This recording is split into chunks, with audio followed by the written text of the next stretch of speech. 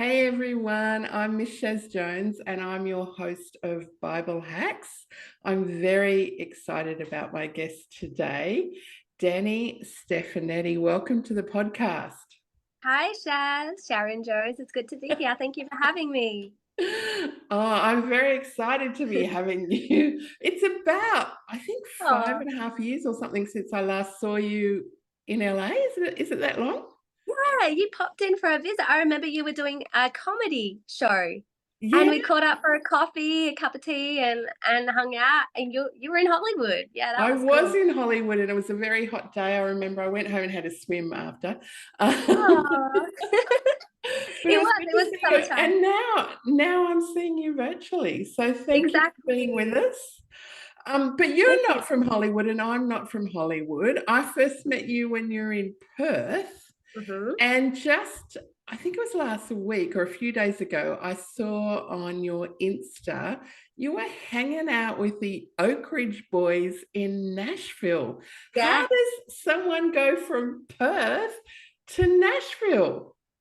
Wow, it's been quite a journey and a story. And you know me when I was singing at church, Yeah. doing the Hillsong songs, the different things out there. And when I moved to LA, I met my manager, Jeff Panzer, who ends up being best friends. He's worked with the best, from Drake to Lil Wayne to Billy Idol, John Mellencamp, a What? lot of the great rockers. Yeah, he was actually I'm on old Live enough Aid. to remember John Cougar Mellencamp before he was John Yes, Mellencamp. right. And when he had those dance moves across the stage, which I got to learn those dance moves. So my manager saw me playing the guitar on my Instagram, and we later, had a mutual friend. And I ended up meeting his best friend, William Lee Golden. And next thing you know, I'm writing a song with William, and at the Grand Ole Opry watching the Oak Ridge Boys. And I didn't realize how massive they are until I saw it for myself. Yeah.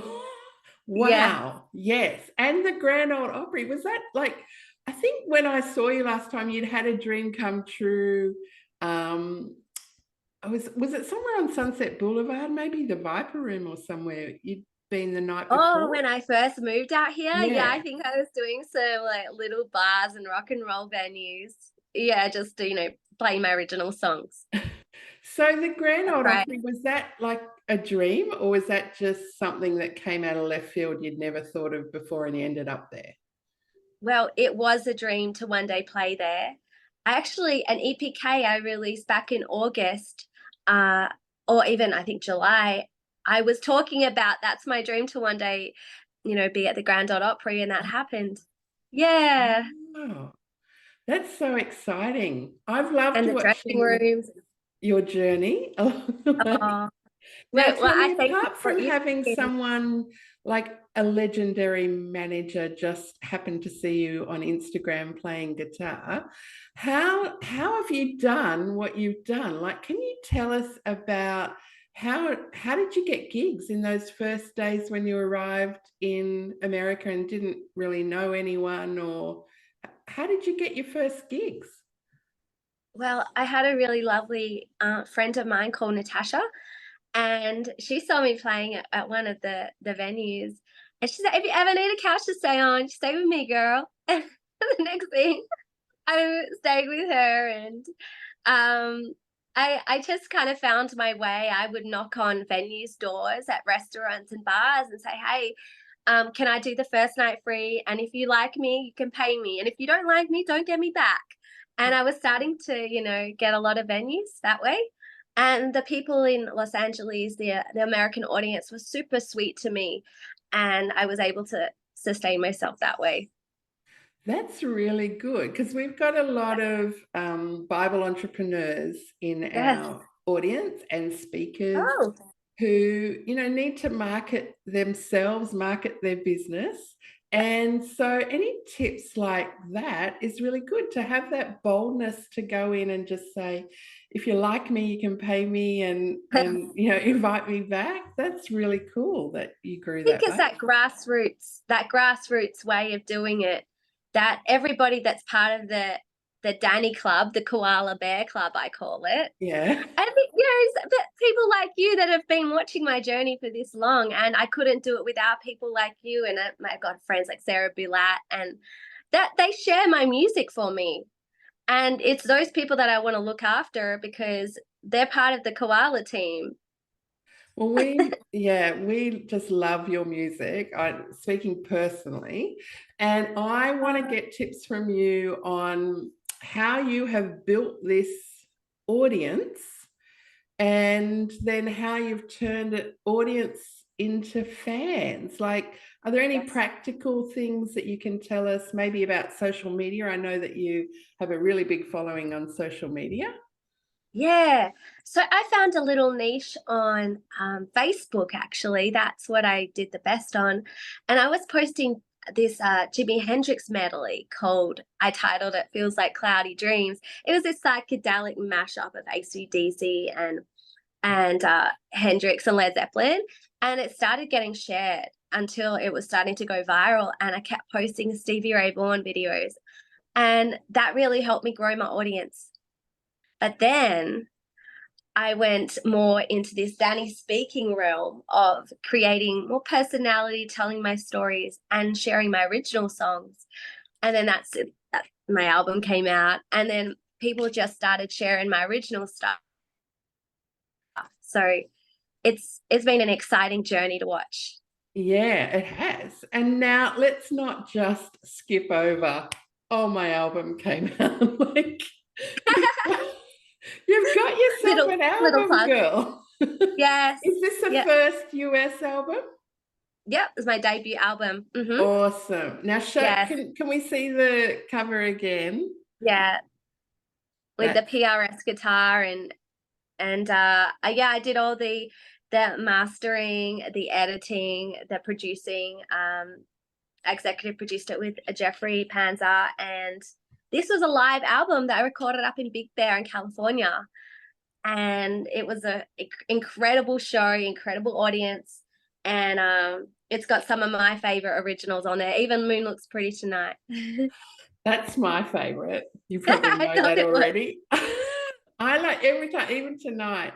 When I see the moon, I always think about that song. And every time I think about that song, when I see the moon, I think about how clever you are to write something that we see every night that people associate with you. I think that is just genius.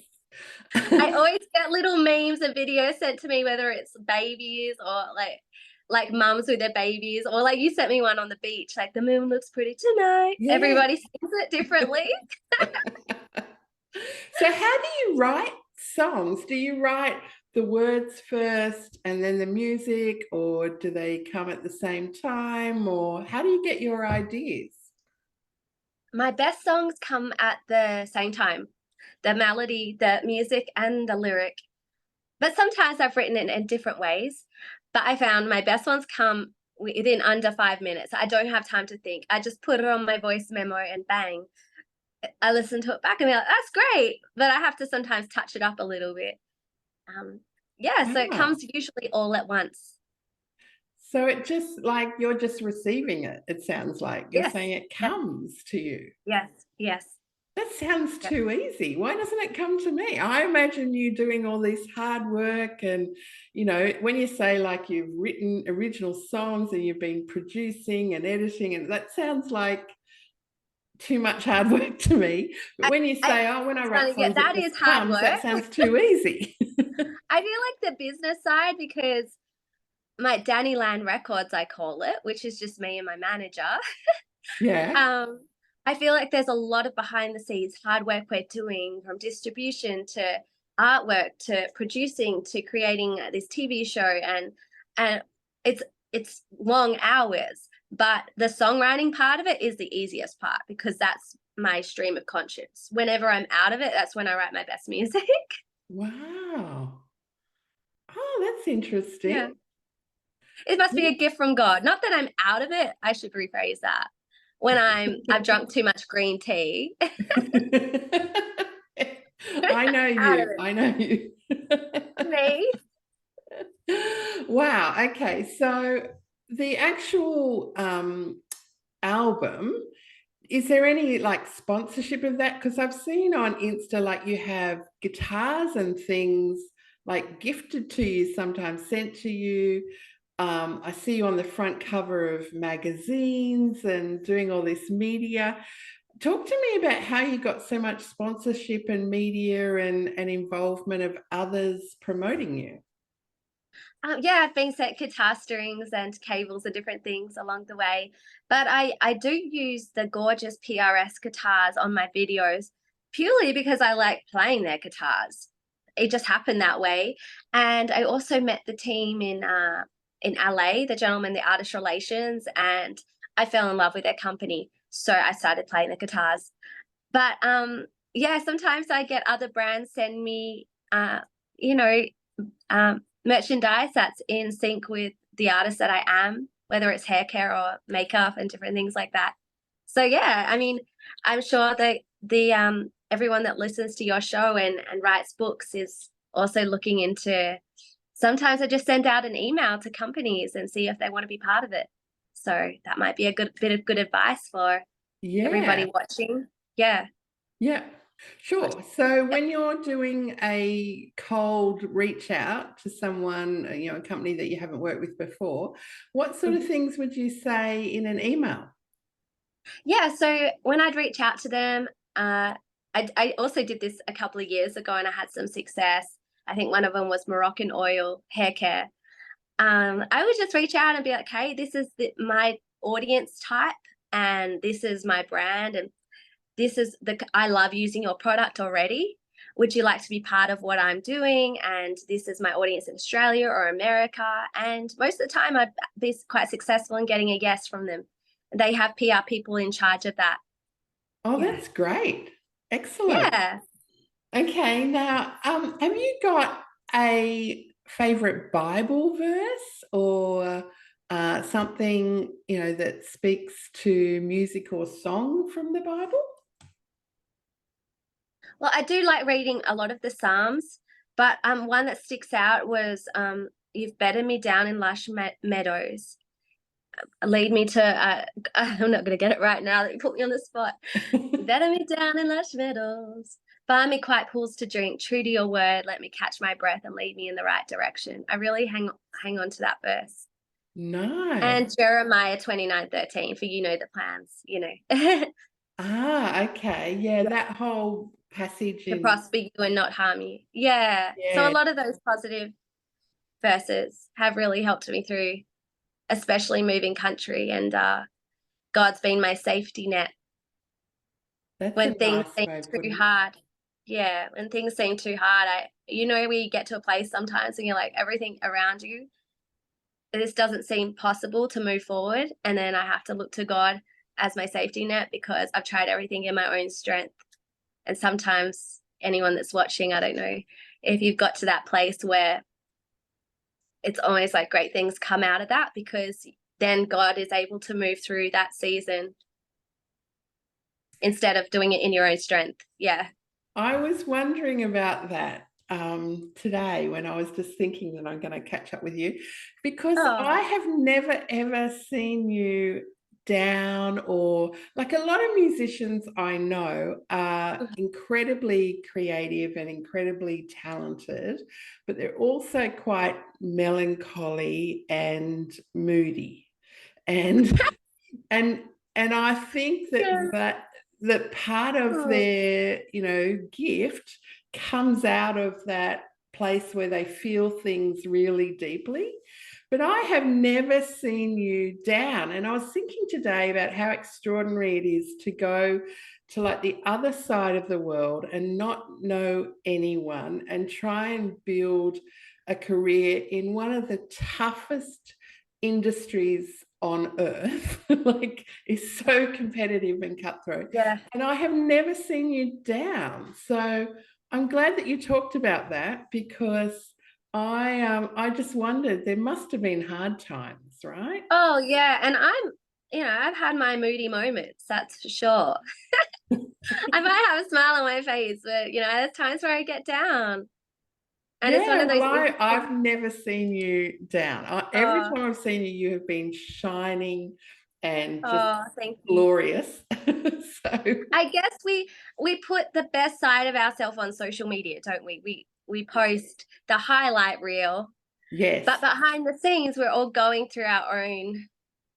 There's always got to be a spanner in the works where we got to handle it, but we don't show the whole world that we're dealing with it. So I've definitely had my moments of yeah. hardships, but it's a bit of never looking back, always looking forward, and that's really helped me move my business and career forward, and personally as well, because it Yeah. helps you grow if you're just looking forward and going, okay, I learned from that, but I'm not going to look back anymore.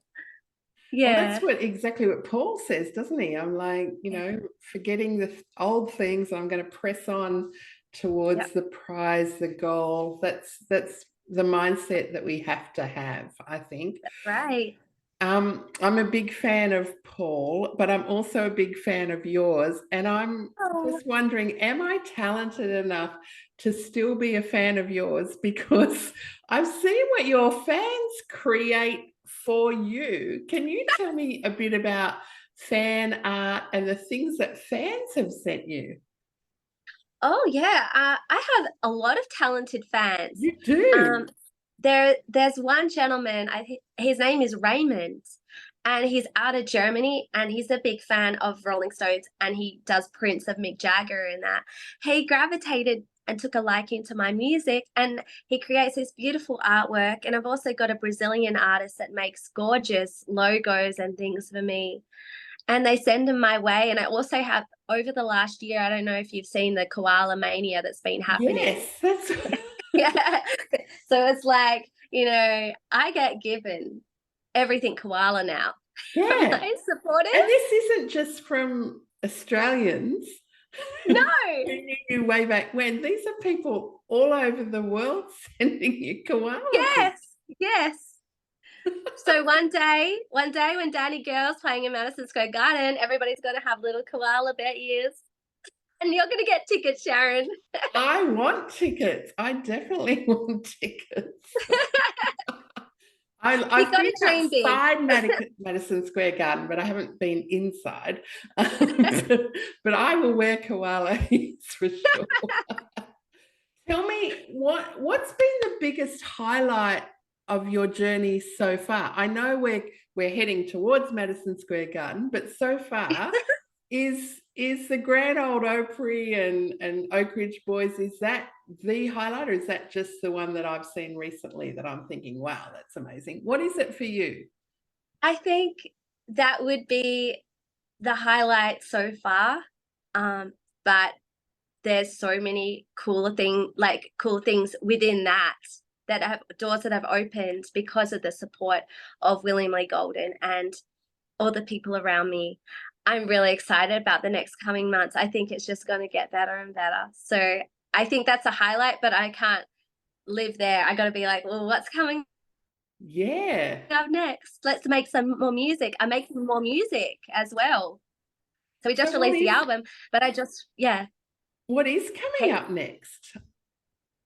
well, I wrote 5 songs in the last week, Wow. and the direction, I don't know if I'm allowed to say the direction, but they're much more in excess style. Really? Yeah, I'm writing a lot more rock and roll. Yeah. Ah. Yeah, so it's been fun. Yeah. I love Yeah. rocking out. You do? Yeah, so do I. I secretly do. I just haven't let it out in a few years. I like So I'm leaping glad around the you lounge do. room to like Cold Chisel or In Excess. Oh, yes. Something like that. Yes. Right. Or you too? Yeah. Yeah. Oh, well, I'm I'm getting excited back about to my roots, Sharon. it.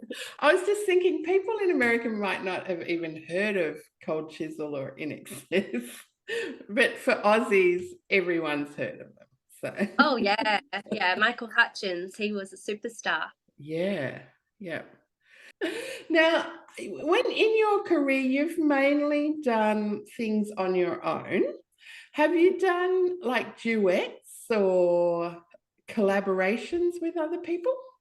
Yeah, I've done, even when I was living in Perth and I would just produce songs on my laptop. I did a collaboration with Disco's Over, and that song Lonely Island did really well on the dance charts in the UK. It got on BBC Radio. So I've experimented with different styles and different producers. I was working with Byron Keno in Perth, and he was awesome to work with.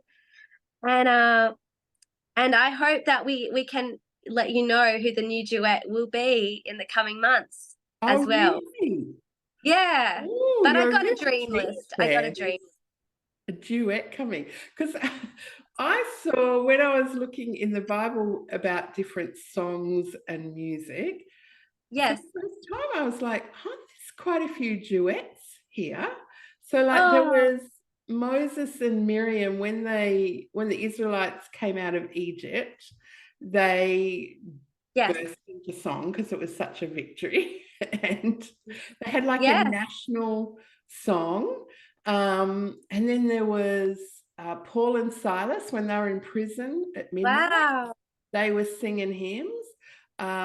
Deborah, like the mighty woman that led the army in Israel, Deborah Yeah. and Barak, they Uh-huh. did a duet song as well. So I was like, oh, there's all these Look duets. at you. I didn't notice there were duets. Yeah. Wow.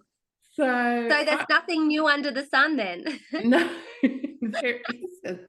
And I'm really excited that you've got a duet coming out. I can't wait to hear who it is. Because when I was praying for you today, I was thinking about the songs of like Miriam and Moses and Deborah and Barak, and they were national songs. And Yes. I was like, I feel like God wants you to have a national voice in a song that everyone sings. I don't know if you watched the Oh, Super Bowl. Did you see Chris Stapleton, I think is his name, singing the national anthem at the Super Bowl? yes. Oh Yep. my goodness. Star Spangled Banner. Mm-hmm. Oh Yeah. yeah, he was fantastic. And they're Yeah. all these like big, strong footballers, and they've got tears streaming down their face from a song that they hear all the time that everyone Yeah. knew was coming. Like it wasn't anything new, but it Yeah. was everything new. It just connected differently. And Yes. that's what I just like feel for you is that you're going to put the words of your songs in people throughout the nation, and they're Wow. just going to connect at a different level. Wow. I don't know if that resonates at all, but that's what I just feel for you. Thank you. I'll take that on.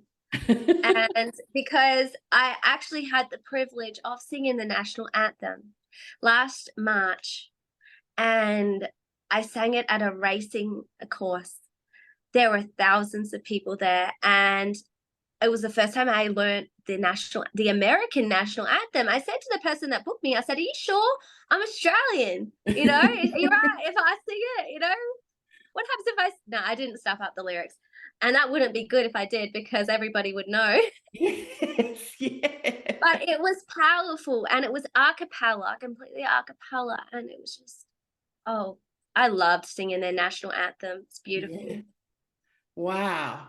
Now you Yeah. said a cappella. That I've got a question because when Jesus had the Last Supper Yes. and you know the night that he was arrested and then crucified Mm-hmm. the next day, it says after the Last Supper they had the bread and the wine and he said, you know, this is my body. And then they sang a hymn before they went out to the Mount of Olives and the Garden of Gethsemane where he got arrested. And I'm like, does that mean that it was a cappella or were some of the disciples musicians? Like, I'd never thought about that before, but if they're singing songs, maybe Yeah. they were. Well, possibly there weren't any instruments there. Maybe, or maybe Maybe there they were. Maybe were, they you know, created packing instruments their through guitar. others. Yeah, they could have. Yeah. Well, it's just, yeah. Who knows? I'm not sure about that. No, I'd never thought about it before I started thinking about talking to you. I'm like, oh, I wonder if they were certainly singing songs. So, Yes. But I because grew up in a when Moses and Miriam came through. Right. They, like it says, Miriam picked up a timbrel or like tambourine, a musical instrument. Right. And then it says all the women picked up their timbrels and started dancing. I'm like, well, Yes.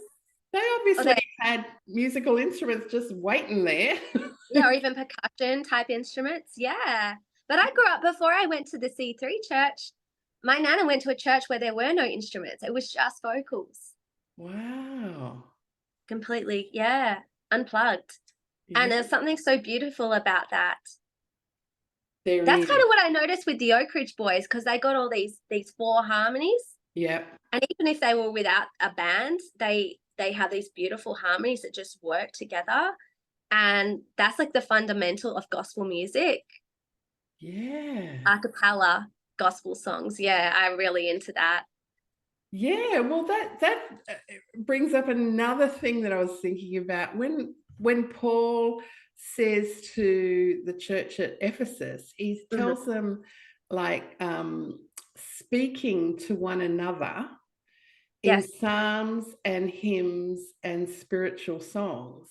Wow. So that all of their, like, they're all songs, but he describes it like speaking to one another. And I think that's what music does, doesn't it? It speaks to someone else.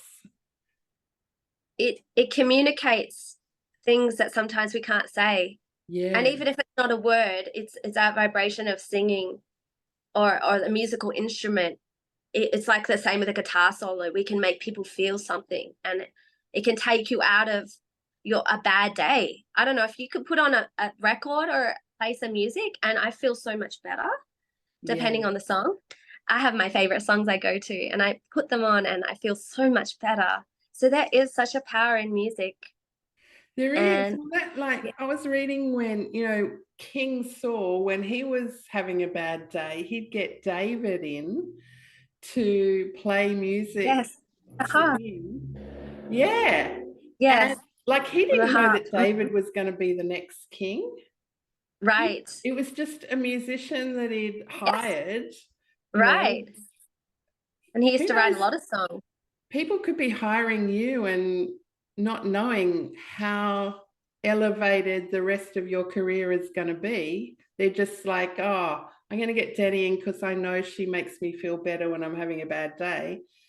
But you could be like the next king for them. Oh, well, I'd definitely be more a queen. I'm A pretty very sure that. gender neutral royal. And listen, how do people get in touch with you? How do fans find you? Is it just through like Instagram, or how do you want people to find you? Where's the best place? Well, all my new music videos, like 17 Stars, I don't know if you've seen that one, and You Yes. Make Me Beautiful, and you probably knew my granddad back from church. I Yeah. dedicated the song to him, and yeah, a lot of we've made music videos of some of the tracks from my new album, so they're on YouTube. But if you want to keep up with like behind the scenes and that kind of thing, go to my Instagram. And then I post a lot on Facebook and a lot on Twitter these days, because Twitter moves really quickly. I didn't used to be a Twitter girl, but recently I've been posting a lot more, and I keep seeing your name pop up as well.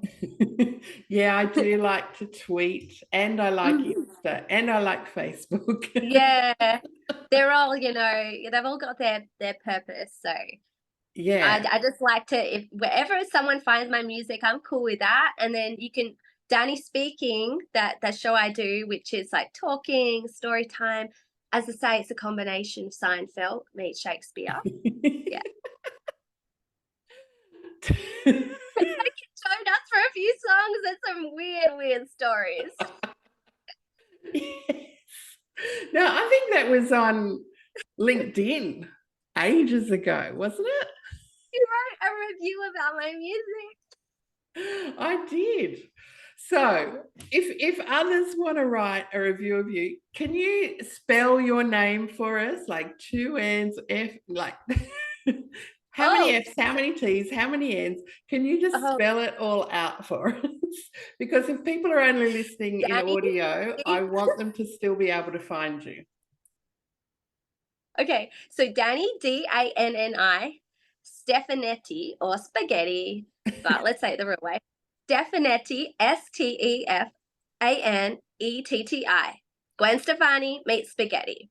Stefanetti. Oh, that's a good way of remembering.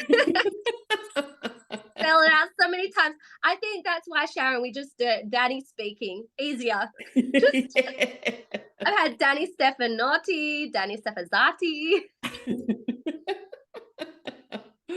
I know, it's hard. I was thinking the other day about the name of God being unpronounceable in the Old Testament. Like, Yeah. it didn't have any vowels and they couldn't pronounce it. And in their culture, they weren't even supposed to pronounce it.